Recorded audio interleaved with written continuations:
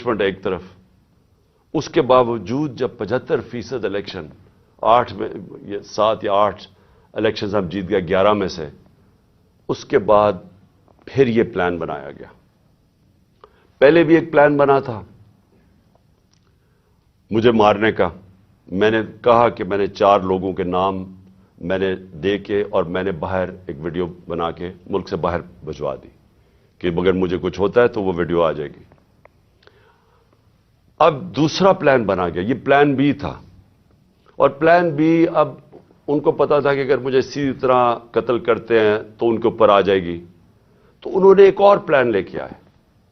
और प्लान कि जी सलमान तासीर टाइप कत्ल हो, दीनी इंतहा पसंद जलाल और जोश में आके उसने इमरान खान को कत्ल कर दिया। ये प्लान बना। अब मैं आपको इसका प्लान बताता हूं कि मुझे कब पता चला, लेकिन ये शुरू किधर से हुआ। क्योंकि ये JIT की जो रिपोर्ट है इसके अंदर काफी चीजें आई हैं जो मैं बाद में आपको बताऊंगा कि अगर किसी को कोई शक है कि ये बाकायदा एक प्लान बन के मुझे कत्ल करने की स्कीम बनी थी, वो जो मैं आपको चीजें बताऊंगा आपके सबके शक दूर हो जाएंगे, कि आपको वाज़ेह हो जाएगा कि कितनी बड़ी ये प्लान करके साजिश की गई थी। और कोशिश ये बताना था कि ये दीनी इंतहा पसंद ने किया। अब मैं आपको जरा बताऊं कि ये सीक्वेंस ऑफ इवेंट्स क्या हुआ है। 24 अगस्त एक वकार सत्ती एक वीडियो लेके आता है। वीडियो किधर बनती है, ये मेरा बहुत बड़ा सवाल है। ये कौन बनाता है ये वीडियो, और जैसे भी इसके पीछे जाएंगे आपको पता चल जाएगा। और मुझे पता है वो कौन थे, कि किसने ये वीडियो बनाई। और वीडियो क्या है, इमरान खान ने तौहीन रसालत कर दी, तौहीन मजहब कर दिया। और उसके बाद जनाब वो वीडियो आगे निकलती है। जावेद लतीफ प्रेस कॉन्फ्रेंस करता है 14 तारीख को, 14 सितंबर को, और वो ये कहता है कि जनाब इमरान खान ने बड़ा जुल्म कर दिया दीन के खिलाफ। बड़ा ये इसने लोगों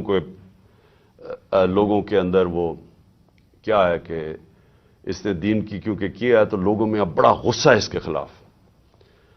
फिर मरियम नवाज, बड़ा उसको दीन की परवाह है, वो बहुत तकलीफ लेती है कि कोई दीन के खिलाफ बात ना कर दे। तो मरियम नवाज को भी जोश आ जाता है और वो 15 सितंबर को वो भी प्रेस कॉन्फ्रेंस कर देती है। उससे पहले मैं भूल जाऊं कि एक मुल्क का एक बहुत बड़ा दीनी आदमी राना सनाउल्लाह, उसको भी जोश आता है। वो 14 तारीख को एक प्रेस कॉन्फ्रेंस करता है कि जी वो इमरान ने लोगों को बड़ा गुस्सा चढ़ा दिया कि इसने दीन के खिलाफ बोला।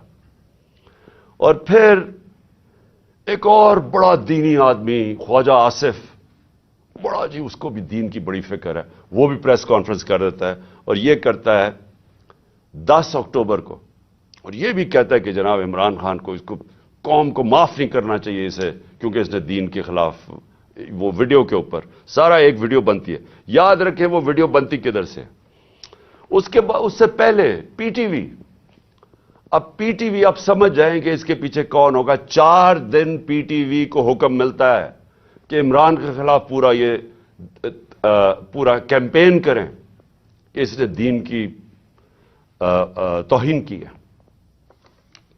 मैं सिर्फ अब पहले ये जो बड़े आपको मैं नामवर नाम बताए हैं जिनको दीन की बड़ी फिक्र है, मुझे जरा बताइए 30 साल से ये दोनों जमातें इक्तदार में हैं, मुझे बताएं कि कभी इन्होंने जाके पाकिस्तान से बाहर की बात कर रहा हूं, कभी इन्होंने दीन का नाम लिया? कभी इनको फिक्र हुई है दीन की? ये इनकी आप स्टेटमेंट्स उठा के देखें, ये बाहर जाके एक ही बात करते रहे। मैं 90 की दिहाई से बात कर रहा हूं कि जी हमें मदद कर दो, मगरब अमेरिका हमें मदद कर दे, क्योंकि अगर हम नहीं है तो दीनी इंतहा पसंद पाकिस्तान के ऊपर आ जाएंगे, बुनियाद पर दीन को पाकिस्तान के ऊपर छा जाएंगे। क्योंकि ये डराते थे ईरान के अंदर जब खोमेनी की इनकलाब आया, इस्लामी इनकलाब आया, तो ये हमेशा जाके मगरब को खुश करते थे कि पाकिस्तान में भी वो इनकलाब आ जाएगा अगर हमारी अब मदद नहीं करते। इनकी स्टेटमेंट्स उठा के देखें, जब ये बाहर जाते थे इनके सरबराह, تو صرف ان کا یہ دین کا نہیں، دین کی بات چھوڑے ہیں، یہ صرف یہ کہتے تھے کہ ہم لبرل ہیں، ہم آپ کے ساتھ ہیں، ہمیں بچا لیں نہیں تو دینی لوگ پاکستان کے اوپر حاوی ہو جائیں گے۔ یہ ان کی کیمپین رہی ہے باہر پاکستان سے۔ میں واحد، اور مجھے فخر ہے اس چیز کے اوپر، لیکن وہ اس لیے نہیں کہ میں کوئی کسی ووٹ لینے کے لیے کر رہا تھا، یہ میرا عقیدہ ہے، یہ میرا ایمان ہے، اور صرف جس کا ایمان ہو تو وہ جس طرح کی باتیں کر سکتا ہے۔ اور مجھے بتانے کی ضرورت نہیں ہے کہ ہر انٹرنیشنل فورم پہ میں نے اپنے جو ہمارے مسلمانوں سے زیادتیاں ہوتی ہیں جو مغرب میں رہتے ہیں، اسلاموفوبیا، اور پھر جو نبی صلی اللہ علیہ وسلم کی شان میں گستاخی کی جاتی ہے، اس کے اوپر واحد میں چیلنج کرتا ہوں، میں واحد وہ پاکستان کا پرائم منسٹر ہوں جس نے اس کی بات کی ہے۔ ہر انٹرنیشنل فورم پہ بات کیا میں نے، اور پھر سے میں ریپیٹ کرتا ہوں کہ میں کسی کو خوش کرنے کے لیے نہیں کر رہا، یہ میرا ایمان کا حصہ ہے۔ اور میں نے اس لیے نہیں کی کہ میں وہ جا کے کوئی پوائنٹ سکورنگ کر رہا تھا مغرب میں جا کے۔ میں مغرب کو بڑی اچھی طرح جانتا ہوں، میں جو ہمارے ملک پاکستان کے لوگ مغرب میں رہتے ہیں اور مسلمان مغرب میں رہتے ہیں، مجھے پتا ہے ان کے اوپر کیا دشواریاں گزرتی ہیں، مجھے پتا ہے ہندوستان میں اس وقت مسلمانوں کے اوپر کیا ہو رہا ہے جو مسلمان ہندوستان میں۔ اس لیے میں نے ہر فورم کے اوپر یہ بات اٹھائی، میں اپنے جو لوگ جو مشکل وقت سے گزرتے ہیں، جو ان ملکوں میں رہ رہے ہیں، میں نے ان کے لیے بات کی کہ بڑے مشکل حالات میں وہ گزرتے ہیں، ان کو چھیڑتے ہیں، برا بھلا کہتے ہیں، اور عورتوں نے جب اپنا سر کور کیا ہو ان کو جا کے گالیاں نکالتے ہیں کئی دفعہ سڑکوں کے اوپر، اور جو مسلمان لگے، یعنی جس کی داڑھی ہو، اور وہ جو لگتا تھا، اب تو خیر داڑیاں ٹرینڈی ہو گئی ہیں، تو ان کے اوپر یہ باتیں ان کو آوازیں لگاتے تھے لوگ، تو میں نے ان کے لیے کہا تھا۔ اور پھر یہ جس طرح سارے ہمارے مسلمانوں کو تکلیف ہوتی ہے، ہمیں وہ تکلیف پہنچتی ہے جب ہمارے نبی صلی اللہ علیہ وسلم کی شان میں گستاخی کی جائے، تو یہ میں نے ہر فورم پہ اٹھایا۔ اس کے اوپر یہ پروگرام تیاری ہو رہی ہے کہ جناب وہ آدمی دین کی توہین کر رہا ہے، اور یہ اس لیے نہیں کر رہے تھے کہ ان کو یہ جو لوگ ہیں، یہ جو لٹیروں کے میں نام لے رہا ہوں، یہ سارے نامور ڈاکو ہیں جن کے میں نے نام لیے۔ رانا ثناءاللہ بدماش ہے، سارا فیصل آباد میں جانتا ہے، ان کو کوئی دین سے تعلق نہیں ہے۔ یہ سارا پلان بن رہا تھا، یہ ایک سکرپٹ کے مطابق چل رہے تھے۔ مجھے اندر سے 3.5 سال میں گورنمنٹ میں رہا ہوں، میری اندر سے ظاہر ہے میرے کنیکشنز ہو گئے تھے، مجھے اندر سے ایجنسیز کے اندر سے پیغام آیا کہ یہ پلان بن رہا ہے آپ کو قتل کرنے کا، دین کے نام پہ، وہی سلمان تاثیر والا قتل۔ تو میں نے پھر 2 جلسوں کے اندر اس کی بات کی۔ میں نے 7 اکتوبر کو میرا ایک جلسہ تھا، اور اس سے پہلے 24 سپٹمبر کو میرا جلسہ تھا۔ ان دونوں جلسوں میں نے یہ بتایا کہ یہ پلان بن رہا ہے مجھے قتل کرنے کا، کیونکہ وہ جو 4 تھے بند کمروں میں جنہوں نے فیصلہ کیا تھا، انہوں نے یہ سوچا ہوگا کہ اگر وہ قتل تو ان کے نام آ جائیں گے، لہٰذا انہوں نے اس اسٹیپ پر ڈالا کہ جی وہ دینی انتہا پسند اشتعال میں آ کے اس نے عمران خان کو قتل کر دیا۔ یہ پلان بنا تھا، اور ان کو پتا تھا کہ اس سے ان کے اوپر سے اتر جائے گی بات۔ تو یہ ساری پلاننگ بندی شروع ہوئی تب سے۔ اور پھر وزیر آباد، اب وزیر آباد میں کیا ہوتا ہے میں ذرا آپ کو پھر زیادہ بتا دوں، یاد کرا دوں کہ ہوا کیا۔ وزیر آباد میں وہ جب اس لڑکے نے گولیاں چلائیں، یہ جو نوید یا جو بھی اس کا نام تھا، تو سب سے پہلے ایک چیز یاد رکھیں کہ اس نے پسٹل سے ریپڈ فائر کیا۔ میں آپ کو یہ بتا دوں، میں نے پسٹل شوٹنگ کی ہوئی ہے۔ پسٹل شوٹنگ کے اندر اگر آپ سنگل شاٹ بھی چلاتے ہیں، اور اگر آپ پریکٹس نہ ہو تو وہ بھی اوپر چلا جاتا ہے، کبھی ٹرائی کر کے دیکھ لیں۔ لیکن اگر آپ ریپڈ فائر کرتے ہیں تو وہ ناممکن ہے، جب تک آپ کو پریکٹس نہ ہو، وہ ناممکن ہے کہ وہ سیدھا اوپر نہ چلا جائے۔ اس لڑکے نے، اور اگر وہ پیچھے سے وہ ابتسام ہمارا ہیرو نہ آتا، وہ بھی اللہ نے بچانا تھا مجھے، وہ نہ اوپر اس کے ہاتھ کرتا تو وہ یہ ساری گولیاں اوپر لگنی تھی۔ وہ کیونکہ اس کا ہاتھ لگتا ہے، وہ اس کی گولیاں نیچے لگتی ہیں، لیکن اس کا ہاتھ ایسے جاتا ہے، وہ اوپر نہیں جاتا۔ اس کا مطلب وہ ٹرینڈ آدمی تھا۔ تو وہ ادھر سے گولی آتی ہے. لیکن جب میں گر رہا تھا, میری ٹانگ پہ جب گولیاں لگیں, کیونکہ ٹانگ پہ جب گولیاں لگی میں گر گیا, تو جب میں گر رہا تھا میرے اوپر سے گولیاں, اور مجھے واضح ہوا کہ دو مجھے سنے, ایک اس کا برسٹ سنا اور اس کے اوپر ایک اور میں نے دو برسٹ, یعنی کہیں اور سے بھی گولیاں آئیں. میں کہتا رہ گیا کہ سامنے سے گولیاں آئی ہیں, کیونکہ مجھے اوپر سے گولیاں میرے گزری جب میں گر رہا تھا. تو ایک دم میں ابھی ہاسپٹل پہنچتا ہی نہیں ہوں, شوکت تھانہ پہنچتا نہیں ہوں, اس کی سٹیٹمنٹ آ جاتی ہے, ایک ریکارڈ کر کے اس کی سٹیٹمنٹ آ جاتی ہے. اور ریکارڈ سٹیٹمنٹ کیسے آتی ہے؟ اس کی ریکارڈڈ سٹیٹمنٹ آتی ہے کہ میں اکیلا تھا. یہ سب سے امپورٹنٹ چیز ہے, کسی نے اس کو پروگرام کیا ہوا تھا. اگر آپ کو شک بھی ہونا کہ یہ آدمی, یہ طوطا اس کو پڑھایا نہیں ہوا تھا, تو اس کی آپ پہلی سٹیٹمنٹ سن لیں کہ میں اکیلا تھا. کیا ضرورت ہے آپ کو کہنے کی میں اکیلا تھا؟ آپ نے تو یہ پڑھایا گیا نا کہ جی میرا بڑی توہین ہو گئی مذہب کی, اس لیے میں نے عمران خان کو مار دیا. اسکرپٹ تو یہ تھی. اکیلا کدھر سے ایڈ ہو گیا؟ اس لیے اکیلا تھا کیونکہ اگر اور تھے تو اس کا مطلب کہ دینی انتہا پسند نے نہیں مارا. اگر اور پتہ چل جائے گولی مارنے والے, تو اس کا مطلب کہ پورا ایک پروگرام بنا ہوا تھا عمران خان کو قتل کرنے کا. تو اس لیے اس نے میں اکیلا تھا. اور اس کی جو پہلی سٹیٹمنٹ تھی وہ بھی بڑی مزیدار ہے. کون سے پولیس, ابھی گولیاں لگی ہیں مجھے, ابھی میں ہاسپٹل بھی نہیں پہنچا, تو کون سا پولیس ایک سٹیٹمنٹ اس کی ریکارڈ کر کے تو جا کے سلیکٹڈ لوگوں کو دیتی ہے, وہ جو کہ مخالف ہے تحریک انصاف کے, ان رپورٹرز کو دیتے ہیں جو ہمارے خلاف ہے. اب یہ ذرا سنیں, اس کی سٹیٹمنٹ آتی ہے, اور سٹیٹمنٹ ریکارڈ کون کرتا ہے؟ ڈی پی او گجرات اپنے فون سے اس کی سٹیٹمنٹ ریکارڈ کراتا ہے, اور ڈی پی او گجرات اس کے فون سے کدھر جاتی ہے سٹیٹمنٹ؟ وہاں رکتی نہیں ہے سٹیٹمنٹ. یعنی چلیں اگر آپ اپنے لیے, آپ نے پولیس نے اپنے لیے سٹیٹمنٹ رکانی چلے وہ بھی مان لیں, لیکن نہیں, ابھی تفتیش بھی نہیں ہوئی, ایف آئی آر بھی نہیں کٹی, اور وہ سٹیٹمنٹ کس کو بھیجتا ہے؟ اب ذرا دیکھ لیں. وہ ریکارڈ کرواتا ہے 1 گھنٹے کے بعد سٹیٹمنٹ, لیکن 6:01 میں غریدہ فاروقی ٹویٹ کرتی ہے. وہ 6:02 وقار ستی جس نے پہلے ویڈیو ریلیز کی تھی وہ ٹویٹ کرتا ہے. 6:02 میں مرتضی سلنگی ٹویٹ کرتا ہے. وہ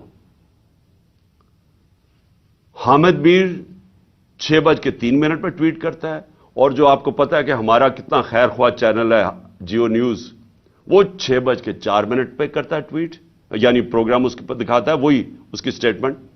اور پھر سما آپ کو اگلا پتا کہ وہ ہمارا کتنے خیر خواہ چینل ہے, یعنی چن کے ان چینلز کو ہی بھیجا جاتا ہے. وہ کرتا ہے, وہ بھی 6:04 پہ کرتا ہے, اور اس کے بعد پھر باقی چینلز آتی ہیں. تو سب سے پہلے ڈی پی او جو سٹیٹمنٹ ریکارڈ کراتا ہے اس کی, وہ سب سے پہلے جاتی ہے ان رپورٹرز کو جو کہ سب کو پتا ہے کہ اس وقت تحریک انصاف کے مخالف ہیں. تو اب سوال یہ ہے کہ ڈی پی او تو ہمارا ہے, پنجاب گورنمنٹ تو ہماری ہے, تو ہمارا اپنا ڈی پی او ریکارڈ کروا کے سٹیٹمنٹ بھجواتا کدھر ہے؟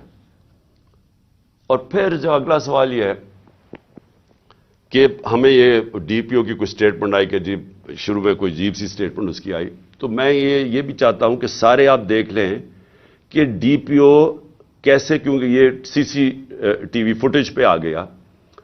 ابھی میں بعد میں آتا ہوں کہ یہ ڈی پی او گجرات نے انکوائری سے کتنی ہماری مدد کی, لیکن وہ میں بعد میں آتا ہوں. تو سی سی ٹی وی فوٹیج کے اوپر ڈی پی او اپنا موبائل فون دے رہا ہے ایس ایچ او کو کہ ریکارڈ کریں. تو میں چاہتا ہوں پہلے یہ دیکھ لیں تاکہ آپ کو اس میں کوئی شک نہ ہو کہ ہوا کیا ہے, کیونکہ میں آگے جو باتیں کروں گا یہ اس کے ساتھ جڑی ہوئی ہیں.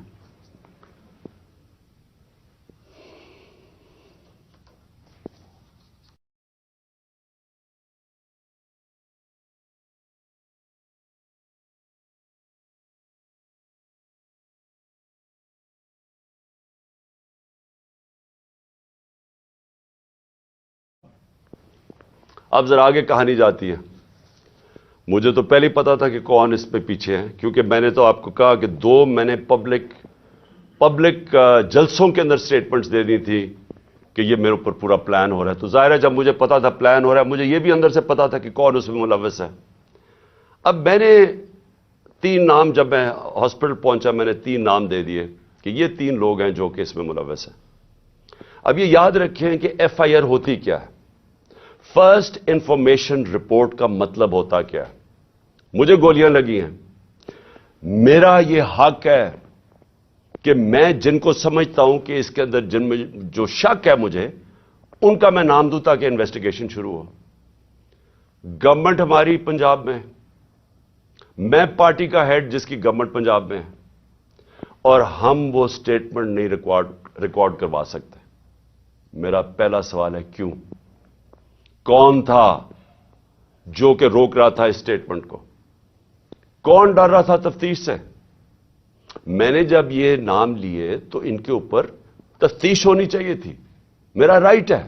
لیکن میں پارٹی کا سربراہ، ایکس پرائم منسٹر، ہماری گورنمنٹ پنجاب میں ایف آئی آر آج تک نہیں کٹوا سکا. کون روک رہا تھا؟ کون اتنی بڑی طاقت تھی جو کہ گورنمنٹ جو ہماری پنجاب میں ہے اس سے بھی زیادہ بڑی طاقت تھی کو روک سکتی تھی اس کو؟ یہ میرا سب سے بڑا پہلا سوال ہے کہ یہ روکا گیا. میں ایف آئی آر رجسٹر نہیں کروا سکا، اور آخر میں جو ایف آئی آر رجسٹر کروائی گئی اس میں وہی اسکرپٹ کے مطابق ایک شوٹر رکھا تھا. تو اب یہ جی آئی ٹی کی رپورٹ بڑی ریلیونٹ ہے جو کہ اب آگے ادھر سے نکلتی ہے. پہلے تو اس کے بعد کیا ہوتا ہے، ہم پوری کوشش کرنے کے بعد فیل ہو جاتے ہیں ایف آئی آر ریکارڈ کروانے کے لیے. اس کے بعد جے آئی ٹی بن جاتی ہے. اب جے آئی ٹی کی فائنڈنگز کیا آتی ہیں؟ اب تک جے آئی ٹی کی فائنڈنگز کیا ہیں؟ اور میں یہ آپ کو بتا دوں کہ جتنی مشکلوں سے جے آئی ٹی آپریٹ کر رہی ہے، کیونکہ وہ میں آپ کو بتاتا رہوں گا کہ کون اس کے اندر کوآپریٹ ہی نہیں کر رہا ہے. جب جے آئی ٹی نے ڈی پی او کو کہا کہ آپ کا ہمیں موبائل فون کی ضرورت ہے، ہمارے نیچے پنجاب گورنمنٹ کے نیچے ڈی پی او منع کر دیتا ہے. ڈی پی او واضح کہہ دیتا ہے کہ میں نہیں آپ سے کوآپریٹ کرتا، آتا بھی نہیں ہے. اب ہمارے ہوتے ہوئے ہمارا ڈی پی او گجرات، اس کو اب عدالت کے ذریعے بلایا جائے گا جے آئی ٹی کے اندر. پھر کیا ہوتا ہے، وہ جو شام کو جب ایک دفعہ ڈی پی او اس کی سٹیٹمنٹ ریکارڈ کر دیتا ہے، 8 گھنٹے کے لیے اس کو نوید کو سی ٹی ڈی اٹھا لیتی ہے. سی ٹی ڈی پھر ایک اور ویڈیو ریلیز کرتی ہے رات کے 12 بجے. اور سی ٹی ڈی کا کیا کام تھا اس ویڈیو کو ریلیز کرنا؟ پھر ایک اور چیز ہے کہ سی ٹی ڈی جب وہ ویڈیو ریلیز کرتی ہے جو اس کی بیک گراؤنڈ ہے وہ چینج کر دیتی ہے بعد میں. پھر سی ٹی ڈی کے جو اس آدمی کو جو ملوث تھا اس کو جب بلایا جاتا ہے جے آئی ٹی میں، وہ بھی منع کر دیتا ہے کہ میں نہیں آتا. پھر سے پنجاب گورنمنٹ کے نیچے ہے وہ منع کر دیتا ہے کہ میں نہیں کوآپریٹ کرتا. یعنی کیا وجہ؟ اب میں سوال سب سے پوچھتا ہوں کہ کیا وجہ ہے کہ یہ ہمارے نیچے آفیسرز، پہلے تو وہ نہیں ہم اپنی ایف آئی آر رجسٹر کروا سکتے، اور پھر وہ منع کر دیتے ہیں کہ جی ہم نہیں کوآپریٹ کرتے. کیوں نہیں کرتے؟ کون ان کو روک رہا تھا؟ ہمارے سے ظاہر ہے کوئی زیادہ طاقتور فورس تھی جو روک رہا ہے ان کو. اس کے بعد کیا ہوتا ہے؟ اس کے بعد جے آئی ٹی کی فائنڈنگز آتی ہیں. وہ عدالت میں جو آپ فائنڈنگز رکھتے ہیں اس میں کیا چیز سامنے آتی ہے؟ نمبر 1 کہ 3 شوٹر تھے، 2 نہیں تھے، 3 شوٹر تھے. ایک تو وہ نوید جس نے گولیاں ماری، دوسرا ایک اوپر سے جو گولیاں، جو میں کہہ رہا تھا اوپر سے آئیں گولیاں، وہ اب وہاں بھی ان کے جو گولیوں کے جو شیلز ہوتے ہیں وہ وہاں ملے اوپر. 8 غالباً اوپر ملے، 10 نیچے ملے، اور 2 اور نیچے ملے جو اور مختلف بندوق سے چلائے ہوئے تھے. جو گارڈز تھے ہمارے اوپر، ان کی فورینزک جب ٹیسٹ کرایا گیا کسی کی بھی گولی نہیں چلی تھی، کیونکہ جو گارڈ سب سے قریب تھا اس کے تو 6 گولیاں اس کے اندر سے نکلی، تو وہاں تو کسی کے پاس بھی نہیں تھا۔ اور پھر یہ بھی چیز سامنے آ گئی کہ معظم جو تھا، جو معظم شہید ہوا، وہ آپ کوئی بھی اگر آپ کو سوشل میڈیا پہ وہ ویڈیو مل سکتی ہے، اس کا سلو موشن دیکھ لیں۔ وہ معظم جب جاتا ہے اس کے پیچھے، تو جیسے ہی اس کے سامنے آتا ہے نوید کے، اس کو گولی لگتی ہے۔ وہ گولی نہ آگے سے لگتی ہے نہ کنٹینر سے لگتی ہے، وہ گولی کہیں دور سے آ کے لگتی ہے اس کے اس طرف، اور وہ نوید کے لیے وہ گولی تھی۔ معظم راستے میں آ گیا، کیونکہ یہ لیاقت علی خان والا ٹائپ انہوں نے انسیڈنٹ بتانا تھا، کیونکہ فوری طور پہ جو ایک آدمی کو مار کے کہیں جی بس ایک آدمی ہم نے مار دیا، تو وہ بچ گیا نوید، اور معظم شہید ہو گیا۔ اچھا، اب نہ وہ کوآپریٹ کر رہے ہیں، نہ ہماری جو ہم چاہ رہے تھے کہ اس وقت ایکس پرائم منسٹر پہ ہوا ہے، ساری گورنمنٹ کوآپریٹ کرے گی۔ ہمیں تبھی پتا چل گیا جب میں ایف آئی آر رجسٹر نہیں کروا سکا کہ کوئی کوآپریشن نہیں ملے گی۔ پھر ایک اور ہے جو اس کا موبائل فون ہے، جے آئی ٹی نے اس کے موبائل فون کے اوپر فورینزک کرانے کے لیے اس ادارے کو دیا جو فیڈرل گورنمنٹ کے نیچے ہے، کہ بتائیں جناب کہ اس کو کالز کدھر کدھر سے آئی ہیں۔ اس ادارے نے منع کر دیا کہ نہیں، ہم نہیں دیتے۔ کیوں نہیں دیتے؟ کیا وجہ ہے اس کی؟ تو اس سے آپ خود، سر میں چاہتا ہوں کہ آپ خود ذرا سوچ لیں کہ یہ ہو کیا رہا ہے، کہ یہ ملک کے اندر بجائے آپ یہ سوچیں کہ ملک کے سربراہ کو قتل کرنے کی سازش ہے، یہ ساروں کو مدد کرنی چاہیے، وہ کوئی مدد نہیں کر رہا۔ وہ تو چھوڑے فیڈرل ادارے کو، اپنے جو نیچے پولیس کام کر رہی ہے وہ نہیں مدد کرنے کے لیے تیار۔ اب آگے چلیں، اب بات بڑی سمپل رہ گئی ہے۔ میرا یہ سوال یہ ہے کہ کون کون لوگ اس کے اندر ملوث ہو سکتے ہیں؟ مجھے پتا ہے کون ہے وہ، میں صرف اب سوال چھوڑنے لگا ہوں سب کے لیے، اپنی قوم کے لیے، کہ یہ جب یہ جو ہوا اس کے اندر، میں چاہتا ہوں کہ قوم خود سوچ لے کہ اگر یہ ملک کے ایکس پرائم منسٹر سے ہو سکتا ہے تو باقی قوم کے اندر لوگوں کی کیا حیثیت رہ گئی۔ یعنی جب ہم قانون کی حکمرانی کی بات کرتے ہیں تو اس کا مطلب یہ ہوتا ہے کمزور اور طاقتور ایک ہی قانون سب کے لیے۔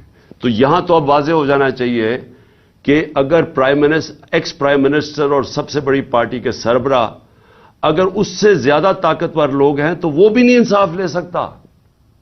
جو زیادہ طاقتور ہے ان کا رول چلتا ہے، جنگل کا قانون ہے پاکستان میں۔ تو میرے آپ سوال ہیں،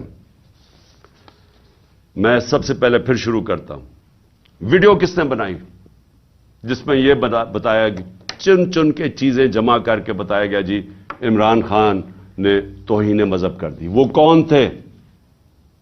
وہ کون سا ادارہ تھا؟ مجھے پتا ہے وہ کون سا ہے، لیکن میں آپ سب کے سامنے چھوڑ رہا ہوں، اور میں امید کرتا ہوں کہ جب یہ جے آئی ٹی ان لوگوں کو بلا کے سوال پوچھے گی تو ہم سب کو بتا سکیں گے وہ کون ہے۔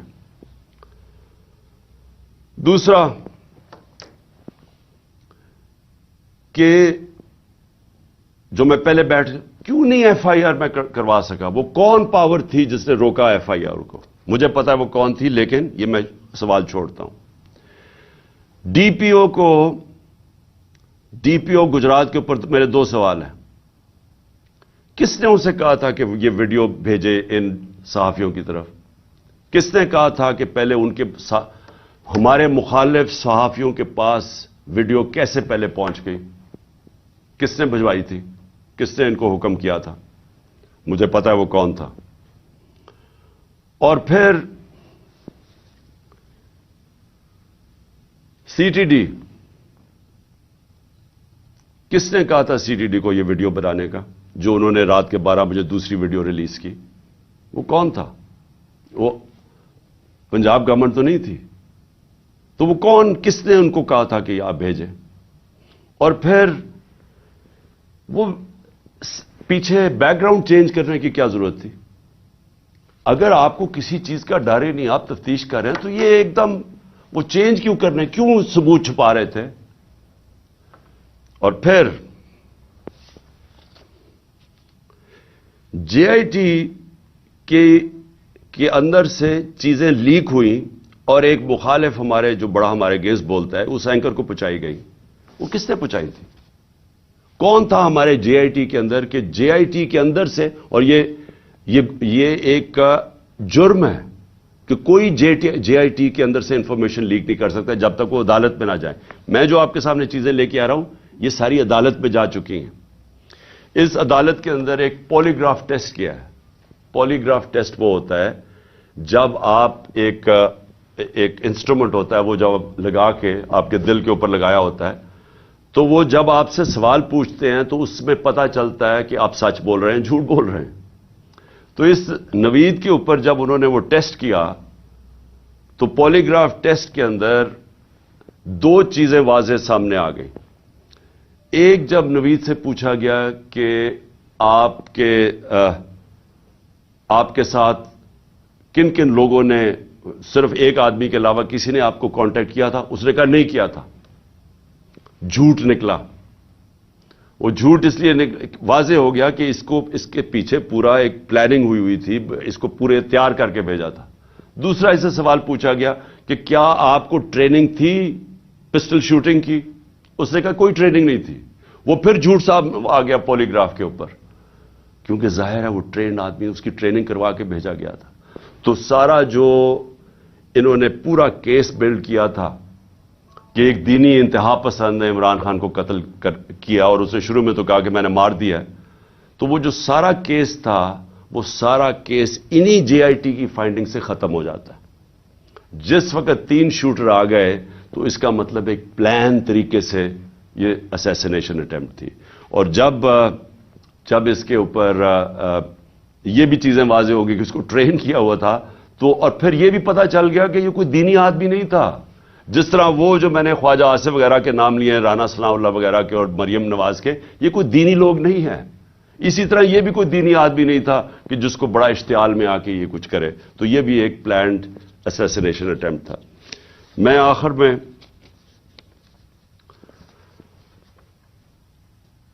میں سوال پوچھنا چاہتا ہوں ان لوگوں کو جو اس ملک میں طاقت رکھتے ہیں. میں ان لوگوں سے آج سوال پوچھنا چاہتا ہوں جو مجھے پتہ ہے اس کے پیچھے تھے. مجھے یہ پتہ ہے کہ نون لیگ یہ اوپر سربراہ ان کے پیچھے تھے، مجھے اس کا واضح ہے. مجھے یہ پتہ ہے کہ رانا ثناء اللہ جس کے لیے قتل کرنا کوئی بڑی چیز نہیں وہ پیچھے تھا. مجھے پتہ ہے کہ شہباز شریف جس نے ایکسٹرا جوڈیشل کلنگ میں اس کے اوپر رپورٹ ہے 97 سے 99 تک کہ اس نے کتنے لوگ پولیس مقابل میں قتل کروائے تھے. عابد باکسر کی سٹیٹمنٹ ہے کہ کیسے شہباز شریف ان سے لوگوں کو قتل کرواتا تھا. ماڈل ٹاؤن کے اندر ان دونوں نے دن دہاڑے نہتے لوگوں کے اوپر گولی چلائی جس میں 12 لوگ اس میں قتل ہوئے اور اس کے علاوہ کوئی 50-60 لوگوں کو گولیاں لگی اور وہ ٹی وی کے اوپر سب آ رہا تھا. یہ وہ لوگ ہیں، ان کا تو مجھے پتہ ہے. لیکن مجھے جو ایک طرح افسوس بھی ہے اور ایک طرح اپنے ملک کی فکر بھی ہے کہ وہ لوگ جن کو ہم سمجھتے ہیں کہ اس ملک کی انہوں نے حفاظت کرنی ہے، جو اس ملک کے محافظ ہیں، وہ اس پلاٹ میں کیسے شامل ہو گئے؟ کیونکہ ان کے بغیر یہ ہونا نہیں تھا. جو سارا کور اپ ہوا ہے وہ کبھی بھی یہ جو دو کرمنلز ہیں یہ نہیں کر سکتے تھے، شہباز شریف اور رانا ثناء اللہ. یہ اس سے زیادہ طاقتور لوگ کر سکتے تھے، صرف وہ یہ کور اپ میں شامل تھے. سارا جو طریقے سے اس نے کہا جی میں اکیلا ہوں، اسے منہ سے بلوایا گیا، ایویڈنس پولیس کے اوپر پریشر ڈالا گیا، ایف آئی آر نہیں، یہ دونوں نہیں کروا سکتے تھے. ان کے پیچھے ہمارے وہ لوگ ہیں جن کو ہم سمجھتے ہیں کہ ہمارے ملک کی حفاظت کریں گے. میں یہ سوال پوچھتا ہوں کہ کیا میں وہ آدمی ہوں جس کو آپ کہہ سکتے ہیں کہ یہ کوئی بیرونی سازش کا حصہ ہے؟ کیا آپ کہہ سکتے ہیں کہ اس نے اپنا ملک کا کبھی پیسہ ملک سے باہر رکھا ہوا ہے اور باہر بڑے بڑے اکاؤنٹس ہیں اور بینک اکاؤنٹ، جس طرح یہ جو چور اوپر مسلط کیے ہیں ان سب کے باہر پیسہ پڑا ہے، اربوں ڈالر پڑا ہے اور ابھی بھی چوری کر کے پیسہ باہر لے کے جا رہے ہیں. جس نے باہر کمائی کر کے سب کچھ، آج اس کا جینا مرنا پاکستان ہے. میرا سوال یہ ہے کہ اس کو اگر قتل کروانے کی سازش میں آپ ملوث ہیں تو کیا آپ کو فکر ہے اپنی قوم کی؟ اگر ملک کی سب سے بڑی پارٹی کے سربراہ کو آپ قتل کروا دیتے ہیں، جو واحد فیڈرل پارٹی آج پاکستان میں، قوموں کو پولیٹیکل پارٹیز اکٹھا رکھتی ہیں، اگر قوموں کو صرف فوج کے ذریعے اکٹھا رکھتے تو ایسٹ پاکستان علیحدہ نہ ہوتا. ایسٹ پاکستان کی جو پاکستان کی سب سے بڑی پارٹی تھی، اس کے خلاف جب اپنے ملک کی اسٹیبلشمنٹ چلی جاتی ہے اور وہ ملک ٹوٹ جاتے ہیں. اگر آپ وہ پارٹی کے سربراہ کو ختم کرنا چاہتے ہیں جو واحد اس وقت ملک کا ایک ملک کی فیڈریشن کی اس وقت ایک ہی آدمی ہے جس کی ساری جگہ ووٹ بینک بھی ہے، جو اکٹھا بھی رکھ سکتا ہے، تو یہ کس کے لیے کیا جا رہا ہے؟ کیا یہ پاکستان کی بہتری کے لیے کیا گیا؟ مجھے پتہ ہے کون تھے، اور مجھے افسوس سے کہنا پڑتا ہے مجھے بڑے افسوس سے کہنا پڑتا ہے کہ جب مجھے گولیاں لگی اور جب میں تب سے 3 مہینے یہ میری ٹانگ کو ٹھیک ہونے میں 3 مہینے لگیں گے، کیونکہ جب آپ کی نچلی ٹانگ ٹوٹتی ہے وہ 3 مہینے لگتے ہیں اس کو ہیل ہونے میں. تو میں 2 کمروں میں بند ہوں. میں بار بار اپنے سے سوال کرتا ہوں کہ کیسا مائنڈ سیٹ ہے، وہ کون سا ذہن ہے، اور وہ مجھے پتہ ہے کون سا ذہن ہے کہ جو یہ سوچ سکتا ہے کہ اپنے ملک کو نقصان پہنچا سکتا ہے، کیونکہ یہ ملک کو نقصان ہوگا. آپ اگر ملک کی پولیٹیکل پارٹیز کو کمزور کرتے ہیں اور فیڈرل پارٹی کو، تو اس سے بڑا ملک کا نقصان کیا ہو سکتا ہے؟ یعنی یہ آپ کے دشمن کر سکتے ہیں. یہ دشمنوں کا پلان تو ہو سکتا ہے کہ ملک کو کمزور کرو اور ان کی پولیٹیکل پارٹیز کو کمزور کرو، فیڈریشن کو کمزور کرو، لیکن وہ لوگ جنہوں نے ملک کی حفاظت کرنی ہے وہ کیسے سوچ سکتے ہیں؟ اور میں بار بار میرے یہ ذہن میں چیز آتی ہے، اور مجھے پتا ہے کہ بدقسمتی سے یہ صرف 1-2-3 لوگوں کی یہ سازش تھی، اور مجھے یہ بھی پتا ہے کہ ہمارے ملک کی جو فوج ہے وہ ہر روز قربانیاں دے رہی ہے اس ملک کے لیے. وہ وار آن ٹیرر میں وہ قربانیاں نہ دیتے، آج ہماری حفاظت، یعنی ہم اس ملک میں کمفرٹیبل نہ ہوتے، ہمیں اعتماد نہ ہوتا کہ ایک ایسی ہمارے پاس سیکیورٹی فورس ہے جو اس ملک میں ہمیں سیکیورٹی دیتی ہے. لیکن ہر اداروں کے اندر کالی بھیڑیں ہوتی ہیں، اور یہ جس نے پلان کیا، مجھے پتہ ہے اور میں یہ چاہتا ہوں کہ یہ جے آئی ٹی کے ساتھ اب کوآپریشن کی جائے. یہ لوگ جو ایک جان کی آبسٹرکٹ کر رہے ہیں جسٹس، ان لوگوں کو ان کے اوپر ایکشن لیا جائے.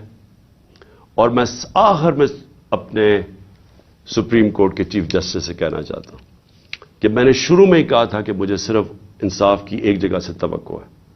جب یہ طاقتور لوگوں کو جن کے میں نے نام لیے ہیں، یہ کیسے انصاف ہونے دیں گے اگر یہ خود اس میں ملوث ہے؟ تو صرف ایک طاقتور اگر انکوائری اس کو، اگر چیف جسٹس اس کو بیک کریں، پاکستان کے سپریم کورٹ کے چیف جسٹس، تب ہی انصاف مل سکتا ہے.